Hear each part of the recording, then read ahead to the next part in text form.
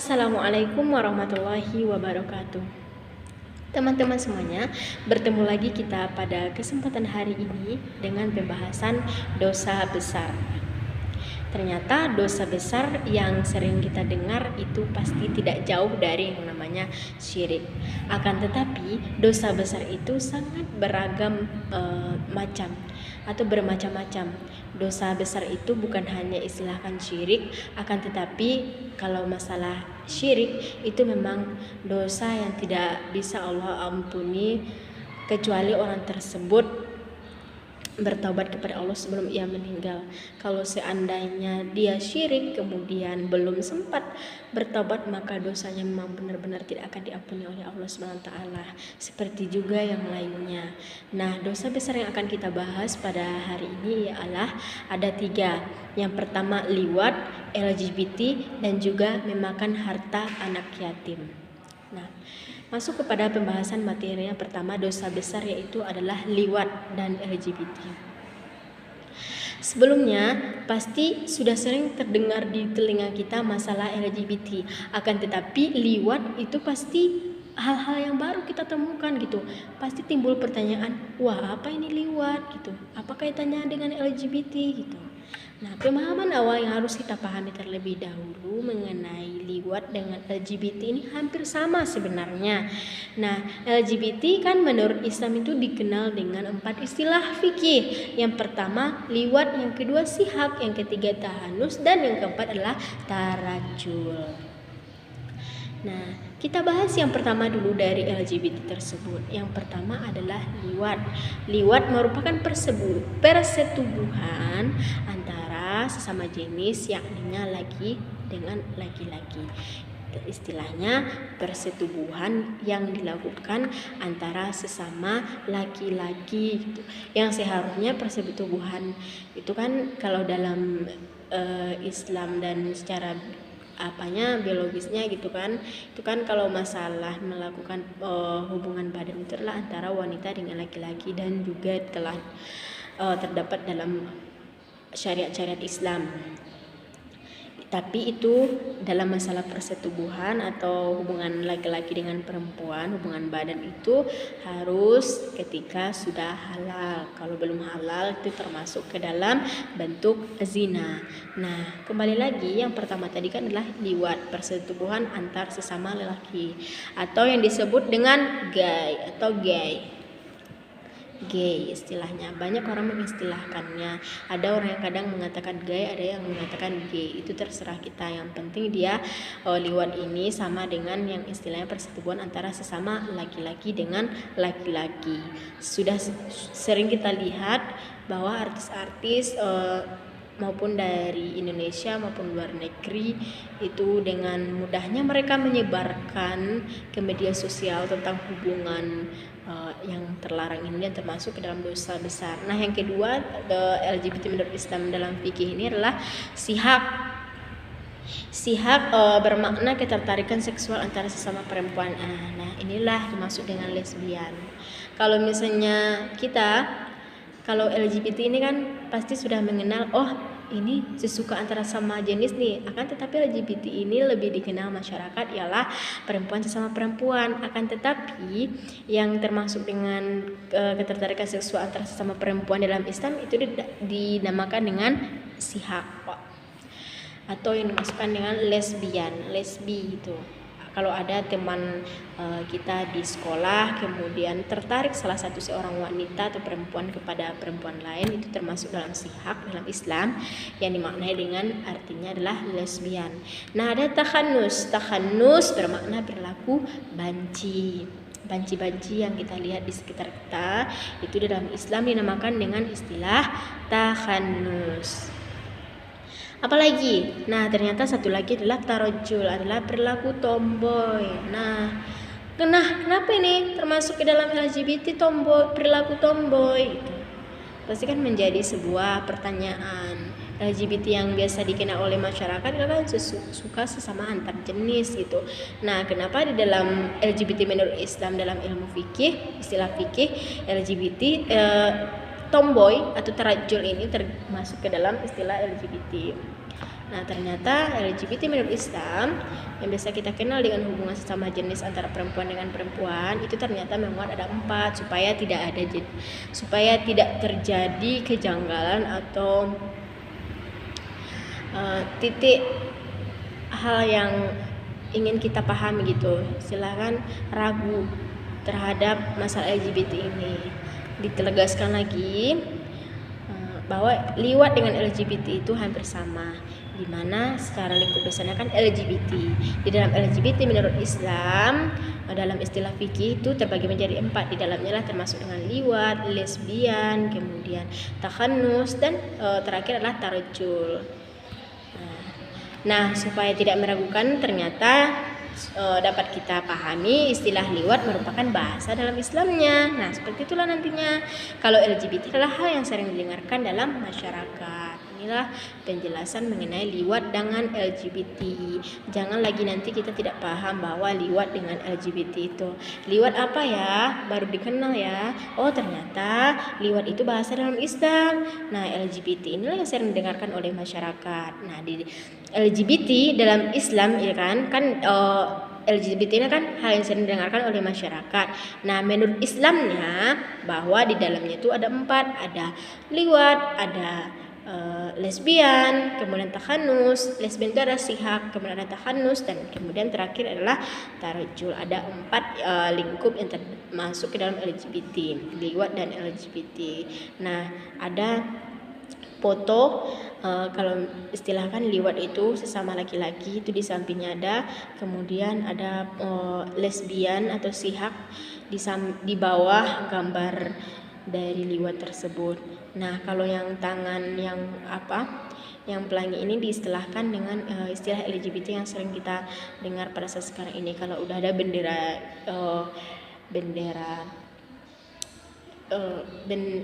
kalau ada bendera pelangi ini sudah diidentikan dengan yang namanya LGBT. Apalagi dalam media sosial TikTok, IG, banyak orang yang men-tag bahwa LGBT itu harus diperbolehkan, ada HAM-nya gitu. Akan tetapi dalam Islam itu merupakan termasuk ke dalam dosa besar. Lanjut. Nah, sejarah liwat dan LGBT. Sebenarnya sejarah ini itu tidak jauh kita dari kisah-kisah para nabi. Allah memberikan kisah-kisah atau memberikan kehidupan dari nabi dan rasul terdahulu itu tidak lain hanyalah untuk dijadikan sebagai pembelajaran kepada umat setelahnya, seperti kita saat sekarang ini. Dikisahkan dalam Al-Quran bahwa Nabi Lut kedatangan tamu-tamu tampan, yakni malaikat yang menyerupai manusia. Nah, mereka mengetahui hal itu, maka Nabi Lut berusaha untuk mendekati mereka. Sebelumnya Nabi Lut melarang kaumnya untuk berbuat demikian. Nah, sebagai gantinya kan beliau menawarkan putri-putrinya untuk dinikahi. Namun kaumnya tidak menyukai hal-hal demikian gitu. Justru menolak tawaran tersebut karena lebih tertarik dengan sesama laki-laki dibanding perempuan. Nah, akibat perbuatan tersebut Allah mengazab kepada kaum Nabi Lut dengan menghujani batu-batu besar menjungkir balikan kota mereka. Nah, sebenarnya ini kan harus perlu kita bahas atau harus perlu kita pahami dengan jelas bagaimana sebenarnya sejarah liwat dan LGBT. Nah, sejarah liwat dengan LGBT ini tidak jauh berbeda dari kisah kota Sodom di mana Nabi Lut ini berada. Ini sudah ada link yang dicantumkan di dalamnya, bahwasanya di dalam link tersebut pembahasan yang paling menarik dari sejarah liwat dan LGBT ini dimulai ketika masyarakat pada masa itu banyak orang-orang yang suka mencuri kepada lahan mereka. Nah, karena merasa sangat kesal supaya orang-orang tidak mencuri hasil pertanian mereka di kota Sodom ini kan. Nah, mereka buatlah ibaratkan sebuah sanksi bagi orang-orang yang memang berani lagi mengambil hasil pertanian tersebut, nantinya akan diberikan hukuman, dan salah satunya yaitu tadi akan diperkosa atau hal sebagai lainnya. Nah, sebenarnya orang-orang pada masa itu tidak berani karena kan hal tersebut merupakan sesuatu hal yang sangat menjijikkan gitu kan. Masa iya laki-laki sesama dengan laki-laki. Nah, timbullah siasat setan atau iblis gitu kan. Timbullah siasat setan. Setan tahu kan, ibaratkan tugasnya itu adalah untuk menyesatkan manusia. Nah, timbullah siasatnya menyamar menjadi seorang laki-laki tampan, kemudian mencuri hasil-hasil pertanian yang ada di kota Sodom tersebut. Dia curi, kemudian karena ada sanksi tadi kan, bahwasanya kalau ada orang yang mencuri maka akan diperkosa gitu. Nah, karena ada suatu perjanjian dari siasat setan tadi kan, sudah menyamar sebagai laki-laki tampan. Nah, kemudian dilakukanlah hal tersebut. Dilakukan pemerkosaan tadi dari yang punya kebun tadi gitu kan. Kemudian diperkosalah, atau istilahnya dicabuli atau dilakukan hubungan sesama laki-laki tadi. Nah, ternyata keenakan lah, ibaratkan ternyata nikmat ya hal itu dilakukan. Itulah siasat setan itu gitu kan. Kemudian karena ibaratkan sudah dicoba, kemudian hasilnya juga sangat mengenakan hawa nafsu lah istilahnya di dalam video tersebut. Nah, itulah dari situ menjadi sebuah faktor pemicu bahwasanya berhubungan sesama jenis itu sangatlah memiliki rada-rada keenakan yang luar biasa gitu. Dari situlah banyak orang-orang yang mengajak keluarganya untuk melakukan hal tersebut. Karena masalah hasil perkebunan tadi gitu kan, para petani memberikan sanksi bahwasanya kalau ada orang-orang yang mencuri atau hal sebagainya kepada kebun-kebun mereka, maka akan dijatuhi hukuman yang tadi pemerkosaan, baik secara laki-laki maupun perempuan gitu. Nah, setan kan sukanya memberikan atau menyesatkan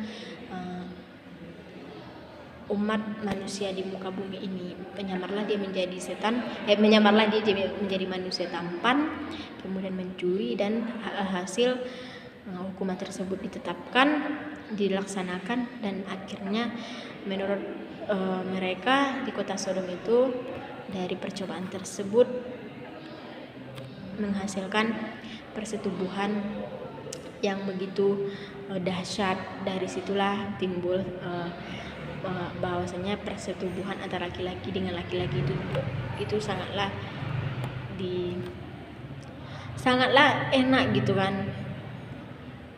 Dan banyak setelahnya orang-orang yang melakukan perbuatan tersebut karena meniru dari masyarakat sebelumnya gitu. Nah, dari situlah dari kisah tersebut banyak orang-orang yang ingin mencoba gitu, bahkan mengajak keluarganya supaya mencoba perilaku yang sangat menjijikkan tersebut. Kemudian kembali lagi kepada Nabi Lut tadi kan. Nah, Nabi Lut memiliki seorang istri yang namanya Wailah. Nah, Wailah ini sebenarnya kan orang-orang kan sudah suka sama jenis tuh. Banyak orang-orang yang menyukai sesama jenis, maka istri Nabi Lut ini pun cemburu kepada Nabi Lut. Bahwasanya kan ketika kan dikisahkan dalam Al-Quran bahwasanya Nabi Lut kedatangan tamu-tamu tampan, yakni malaikat yang menyerupai manusia. Ketika datang ke rumah, sebenarnya si istri Nabi Lut ini, Wailah gitu kan, itu sudah memiliki hubungan erat dengan preman-preman kampung, bahwasanya kalau ada laki-laki tampan yang datang ke kota tersebut maka akan diperangi itu kan, akan diberikan atau istilahkan diusir lah istilahnya, karena tidak terima gitu, supaya nanti orang-orang tampan ini dikeluarkanlah dari kota tersebut. Itulah tujuan dari Wailah. Nah, ternyata pas kedatangan malaikat kepada Nabi Lut, nah si istri Wailah ini tetap melakukan hal-hal yang biasa dilakukan gitu kan, mengundang para preman untuk mengusir pemuda-pemuda tersebut. Nah, sebelumnya juga karena banyak pemuda yang suka terhadap pemuda laki-laki dengan perempuan. Nah, laki-laki dengan laki-laki, perempuan ini juga ibaratkan memberontak gitu kan. Nah, mereka aja saling suka antara sesama laki-laki, kami juga harus seperti itulah, biar 11-12 katanya dalam video tersebut gitu. Nah, setelah itu ketika malaikat datang ke rumah Nabi Lut, menjadi menyamar menjadi manusia tampan, datanglah Wailah dengan anggota preman-preman untuk mengusir para malaikat tersebut. Kemudian untuk memerkosanya juga, untuk memperkosa mereka gitu. Itu sebenarnya kan sudah menjadi hal yang biasa dilakukan gitu. Kemudian Nabi Lut mengatakan, janganlah engkau berbuat hal demikian. Sebagai gantinya ditawarkanlah putri-putrinya untuk dinikahi. Namun kaumnya menolak gitu, menolak tawar tersebut karena kan sudah mendarah daging. Mereka lebih tertarik antara sesama laki-laki dibanding dengan perempuan gitu. Nah, ketika Nabi Lut sudah merasakan resah dan gelisah, malaikat berkata, tenanglah wahai Nabi Lut, nanti kamu pergi dengan anggotamu dari sini sebelum subuh dalam kisah tersebut. Jangan sampai istrimu tahu kamu pergi dari sini dengan orang-orangmu. Istilahnya orang-orang di sini adalah yang memang mengikuti ajaran Nabi Lut gitu. Nah, kenapa harus subuh? Kemudian dijawab oleh malaikat, bukankah sebentar lagi subuh, kata malaikat kan. Nah, pergilah. Tuh nampak tuh terlihat oleh si Wailah istri Nabi Lut ini, diikutinya lah gitu kan, karena dia tidak tahu tentang rencana malaikat dengan Nabi Lut. Nah, ketika Nabi Lut sudah pergi dari kota tersebut, maka Allah SWT memberi azab kepada kaumnya dengan menghujani batu-batu besar dan menjungkir balikan kota-kota mereka. Itu kisahnya nyata, karena kan Allah SWT menciptakan Nabi dan Rasul, kemudian diutus ke muka bumi, itu adalah dijadikan sebagai pembelajaran bagi kita umat setelahnya. Itu adalah sejarah liwat dan LGBT. Kemudian lanjut dalil tentang larangan LGBT dan liwat. A'udzubillahi minasyaitonirrajim. Bismillahirrahmanirrahim. Innakum lata'tunar rijala syahratan min dunin nisa bal antum qaumun musrifuna. Innakum lata'tunar rijala syahwah Innakum lata'tunar rijala syahwatan min dunin nisa bal antum qaumun musrifun. Dan kami juga telah mengutus Nabi Lut kepada kaumnya. Ingatlah tatkala dia berkata kepada mereka, mengapa kalian mengerjakan perbuatan yang sangat hina itu, yang belum pernah dilakukan oleh seorang pun di dunia ini sebelum kalian. Sesungguhnya kalian mendatangi lelaki untuk melampiaskan nafsu kalian kepada mereka, bukan kepada wanita. Malah kalian ini adalah kaum yang melampaui batas.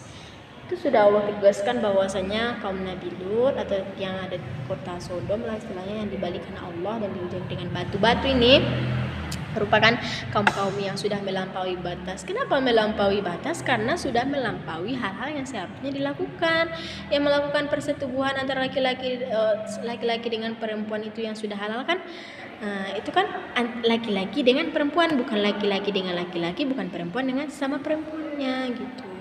Maka Allah SWT menegaskan bahwa dilarang perbuatan LGBT dengan liwat ini. Kemudian dampak LGBT dan liwat. LGBT merupakan dosa besar. Kemudian kaum LGBT tidak mungkin menghasilkan keturunan dan perilaku yang bertentangan dengan ajaran Allah Subhanahu wa Ta'ala.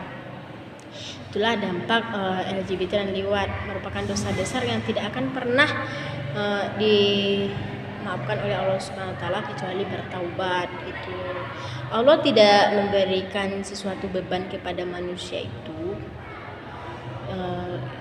Istilahkan dia kan dosa besar, kemudian sudah melampaui batas, akan tetapi dia bertaubat dan mengakui kesalahannya, maka insya Allah akan dimaafkan oleh Allah SWT, karena Allah kan maha pemaaf lagi maha penyayang gitu. Kemudian kaum LGBT tidak mungkin menghasilkan keturunan. Ya betul, karena kan secara biologisnya yang menghasilkan keturunan apabila terjadi hubungan laki-laki antara laki-laki dengan perempuan yang sudah halal itu ya. Intinya antara laki-laki dengan perempuan menghasilkan keturunan. Kalau misalnya antara laki-laki sama laki-laki, itu mustahil, itu tidak akan pernah terjadi tidak akan pernah terjadi menghasilkan keturunan kalau dilakukan antara sesama laki-laki atau sesama dengan perempuan. Kemudian berlaku yang bertentangan dengan ajaran Allah Subhanahu wa taala. Azab mengerikan perilaku liwat. Diberikan ibaratkan istilah atau gambaran bahwasanya sangat mengerikan pelaku liwat tersebut di dalam Islam. Lanjut, memakan harta anak yatim. Dosa besar antara LGBT dengan liwat sudah dibahas, bahwasanya adalah itu ketertarikan antara sesama laki-laki ataupun sesama perempuan yang sangat dibenci oleh Allah SWT. Sejarahnya Nabi Lut di kota Sodom, dampaknya sangat mengerikan kan, karena dampaknya kan bukan hanya di dunia maupun dan juga di akhirat nantinya gitu, sangat menyedihkan. Kemudian dosa besar yang ketiga adalah memakan harta anak yatim. Wah, apa kaitannya ya gitu kan? Tadi liwat dengan LGBT. Ternyata memakan harta anak yatim itu sama juga dengan istilahkan dengan dosa besar, bukan hanya liwat, LGBT, syirik maupun durhaka kepada orang tua. Ternyata memakan harta anak yatim yang biasa dilakukan oleh para politisi gitu kan, politisi yang sudah terjun di dunia pemerintahan ini seringkali mengabaikan tentang materi memakan harta anak yatim, atau istilahkan dalam suatu lembaga yang mengurus tentang masalah harta anak yatim ini seringkali menyelewengkannya. Ajaran agama menekankan perlunya melakukan perlakuan adil dan melindungi hak-hak mereka. Di dalam Al-Quran, Allah menekankan pentingnya memberikan perlakuan yang baik dan berkeadilan terhadap anak yatim. Memakan harta anak yatim sama dengan memakan hak orang yang lebih membutuhkan dari kita. Dan Allah membenci perilaku seperti ini. Jadi Islam sangat mengecam tindakan yang merugikan atau merampas hak-hak anak yatim. Ini yang dimaksud dengan memakan harta anak yatim bisa diilustrasikan, silakan yang bapak-bapak dengan ibu-ibu, kemudian banyak anak-anak di sini, silakan dialah yang melakukan pengelolaan harta anak yatim tersebut. Nah, di atasnya istilahkan hartanya kan sebenarnya banyak, kemudian nanti diberikan hanya sedikit. Apakah itu tidak termasuk ke dalam memakan hak orang lain? Ya termasuk, karena kan hak orang lain tuh seharusnya diberikan sesuai dengan apa yang memang menjadi haknya gitu, bukan diambil haknya. Kalau misalnya haknya yang di belakang, ibaratnya yang disembunyikan ini yang antara laki-laki dengan anak laki-laki ini, nah diberikan sedikit, itu sudah termasuk yang memakan hak orang lain. Sepersen atau sebiji zarah pun istilahnya memakan hartanya itu sudah memakan hak orang yang lebih membutuhkan dari anak yatim tersebut, karena kan anak yatim itu kan tidak memiliki ayah dan tidak ada yang akan menafkahinya lagi gitu kan. Beda dengan anak piatu. Kalau anak piatu masih ada ayah yang akan membiayai hidupnya. Nah, gambaran yang nampak bagi orang-orang yang sering memakan harta anak yatim. Di dalam gambar atau slide ini diberikan bahwa ada gambarannya balasan bagi orang yang memakan harta anak yatim. Mereka itu ibarat menelan api dalam perutnya, dan tindakan mereka akan mengantar mereka masuk ke dalam api yang menyala-nyala, yaitu neraka. Tempat itu diperuntukkan bagi orang-orang yang celaka. Nah, ibaratkan itu tidak bisa diumpamakan, ya tidak bisa dibayangkan bahwasanya api dimasukkan ke dalam perut. Nauzubillah min zalik. Maka berhati-hatilah bagi kita yang nantinya menjadi penggerak atau pengelola masalah-masalah keuangan harta orang lain ini gitu. Bukan hanya harta anak yatim, harta orang lain juga itu harus hati-hati kita, karena balasannya itu sangatlah mengerikan, sampai-sampai istilahkan menelan api dalam perutnya itu tidak bisa dibayangkan sama kita, karena itu sungguh perbuatan yang hal-hal yang sangat mengerikan. Nah, contoh memakan harta anak yatim, misalnya orang yang memanfaatkan atau merampok harta anak yatim yang biasa termasuk dalam berbagai kelompok sosial dan ekonomi. Ini bisa mencakup anggota keluarga yang seharusnya menjadi wali atau pengelola harta anak yatim, tetapi memanfaatkannya untuk kepentingan pribadi. Nah, silakan seperti ini. Misalnya saya memiliki seorang keponakan, istilahnya ada adik saya istilahnya. Kemudian keponakan saya ini meninggal bapaknya, yang bapaknya ini adik saya istilahkan kan. Kemudian kan kalau di dalam Islam pasti akan diberikan kepada, bagaimana ya contohnya, misalnya kita memiliki keponakan, saya memiliki keponakan, nah keponakan saya ini sudah tidak memiliki ayah, kemudian saya yang merawatnya.